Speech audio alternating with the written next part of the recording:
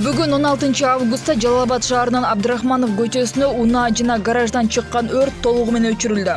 Бул тууралуу Өзгөчө кырдаалдар министрлигинен кабарлашты. Өрт жакын жайгашкан имаратка өтүп, Жалал Абад шаардык Өзгөчө кырдаалдар министрлигинин жалпы 4 бөлүмү жана ыкчам топ тартылган. Саат 13:35 чектүүгө алынып, саат 14:43 толук өчүрүлгөн. Учурда өрттүн себеби такталууда.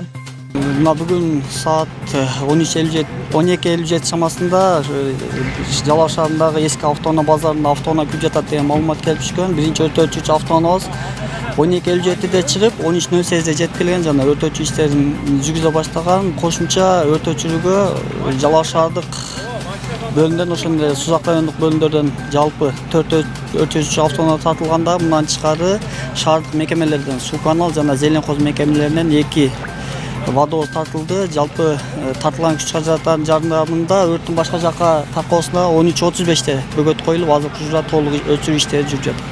Өрттүн эмнеден чыккандыгы болжолдоп атат?